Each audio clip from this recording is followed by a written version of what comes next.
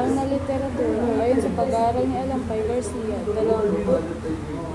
20-labing-siyam na pinamagatang edukasyon at pagiging magulang sa Pilipinas, mga sistema ng paaralan, pag-uugali ng magulang at tagumpay ng akademya. Isang international na pananaw na ang mga pamilyang Pilipino ay nagbibigay ng mataas na halaga sa tagumpay ng edukasyon ng mga bata.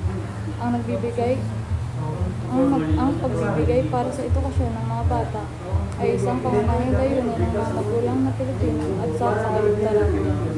Itinuturing ng mga bata ang tagumpay sa edukasyon bilang paraan kung saan matutugunan nila ang mga obligasyon sa anak at mga inaasahan ng magulang.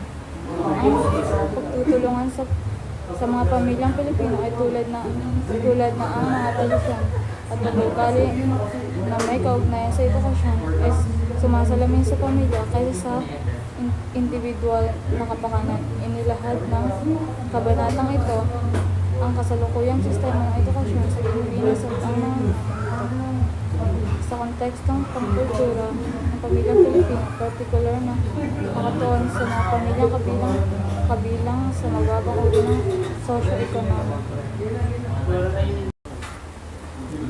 Ayon kay Duldulo at Lopez, 2022 sa kanilang pag-aaral na antas ng kaalaman at pakikisangkot ng mga magulang sa pagbabasa ng mga anak, batayan sa pagbuo ng gabay sa pantahanang pagbasa, ang kawalan ng panahon, kakulangan ng kakayahan at kaalaman ng mga magulang sa pangangailangan ng mga anak sa pagbasa ay may malaking epekto sa pangkaisipang pag-unlad ng kanilang mga anak. Nabatay sa ginamit na teorya sa pag-aaral na ito na Gronig Theory of Parental Involvement o teoryang socio-cultural at Bronfenbrenner Ecological Systems Theory. Mahalaga ang pakikisangkot ng mga magulang upang mapaunlad ang kakayahang bumasa ng mga anak sa antas ng pagmamodelo, kognitibo at pangkagawain. Ang interaksyon ng mga anak at magulang ay lumilining sa mental na kakayahan ng mga bata, gayon din ang kanilang kakayahang makipag-ugnayan sa iba. Ayon din kay Melvin Alena, 2020 na mga pananaw ng mga magulang, anak at guro sa mga piling paaralang elementarya sa Pilipinas upang mapunan ang limitadong direkta ng pakikilahok sa edukasyon.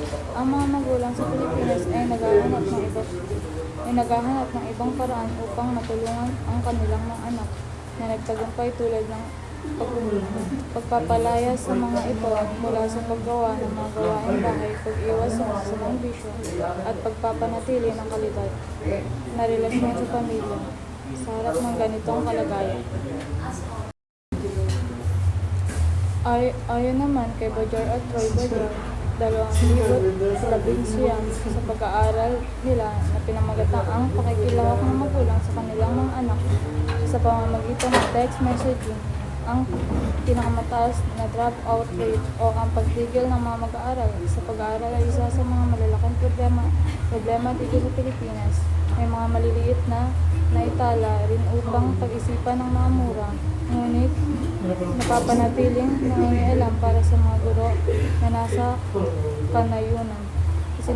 Isinasagawa ng mga mananaliksik na ang pag-aaral na ito ay layunin maiwasan ng mga mag-aaral na tumigil sa pag-aaral sa pamamagitan ng pakikilahok ng mga magulang sa text messaging o ang pakikisalamuha gamit ang teknolohiya sa tinatawag na text messaging sa kanilang mga anak.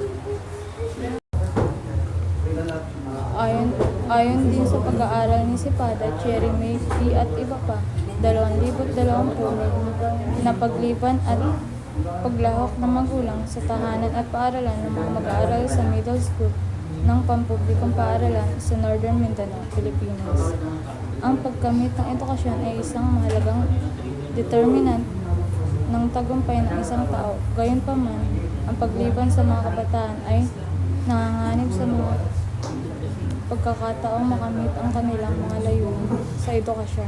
Ang pagliban ay maaaring humantong sa pagtaas ng kawalang interes sa paaralan at sa pagkakataong huminto sa pag-aaral.